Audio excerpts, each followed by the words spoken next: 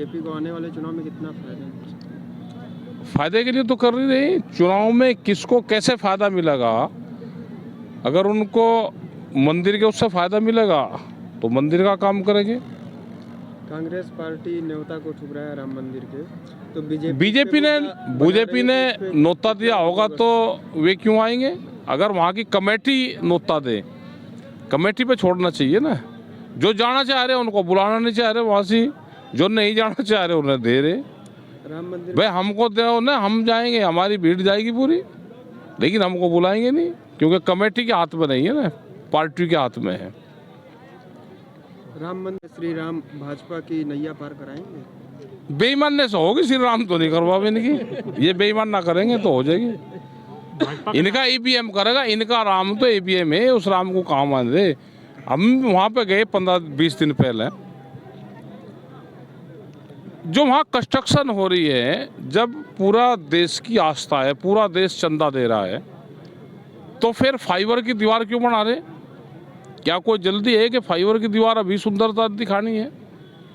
भाई वहाँ पत्थर की बना दो, मायावती को इंचार्ज बना देते इनका। तो मायावती ने जितना पत्थर लखनऊ में लगाया है, मिर्ज़ापुर से हमारे उत्तर प्रदेश से आया हो, तो उसकी मिर्ज़ापुर वाला पत्थर वहाँ पर लगना चाहिए पूरा, उसकी दीवारें मजबूत पड़नी चाहिए जो हज़ारों साल तक चले। फाइबर क्या 1 साल चलता है। फाइबर तो बैंक्वेट हॉल के बाहर महल बना कर लगा देते हैं, क्या वो महल हो गया। अगर राम मंदिर बनना है तो भव्य राम मंदिर का निर्माण भी होना चाहिए, वो आस्था का केंद्र है सबका। पॉलिटिक्स नहीं होनी चाहिए, राम हमारे दिलों में है, राम पे राजनीति नहीं होनी चाहिए। जो वहाँ नहीं जाएगा वो राम को नहीं मानता क्या, या जो बीजेपी में नहीं होगा वो देश में हिंदू नहीं है क्या। राम को राम रहने दो।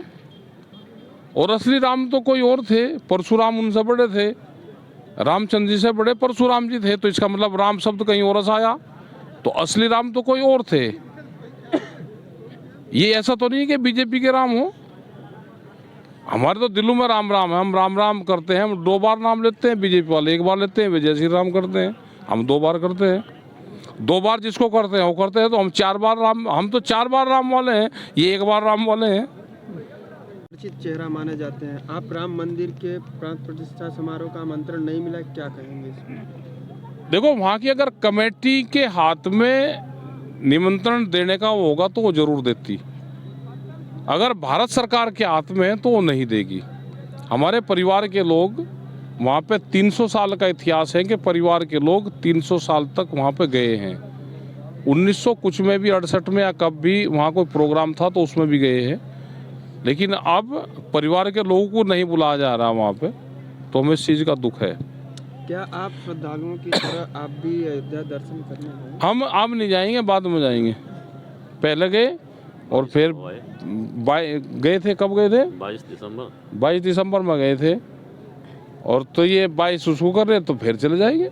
लास्ट क्वेश्चन है, देश में किसानों का मुद्दा बड़ा है या श्री राम मंदिर का बनने का मुद्दा? अब मुद्दा तो भाई बीजेपी के लिए तो राम का मुद्दा है, किसान के लिए खेत का मुद्दा है।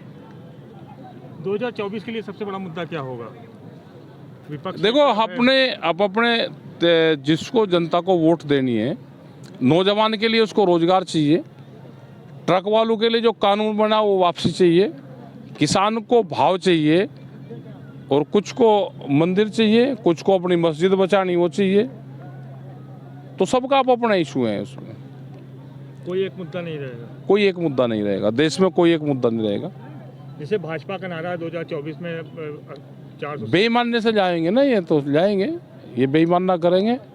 ईवीएम की गड़बड़ी नहीं, अब तो हारे हुए कैंडिडेट को जीत का सर्टिफिकेट दे देते हैं। ईवीएम तो अपने घर में ही रहता है। क्या किसी आदमी ने दोबारा गिनती करवाई? अगर बैलेट से वो हो तो दोबारा भी गिनती हो सकती है, अब इसका तो पता ही कुछ नहीं। जैसे विपक्ष कह रहा 2024 के लिए बैलेट पेपर के लिए आप भी नहीं, विपक्ष मजबूती से लड़ाई लड़ना चाहिए विपक्ष को, जिनको चुनाव लड़ना है। हमको तो चुनाव नहीं लड़ना, हमको तो आंदोलन करने। बीजेपी आ जाए उसके खिलाफ करने, वह सरकार खराब रहेगी, कांग्रेस आ जाएगी, वह उसके मुद्दे ठीक नहीं होंगे उसके खिलाफ करने। हमारा तो आंदोलन का काम है, पॉलिटिक्स का हमारा काम नहीं, लेकिन जिनको पॉलिटिक्स करनी है उसको इन मुद्दों पे आंदोलन करने चाहिए।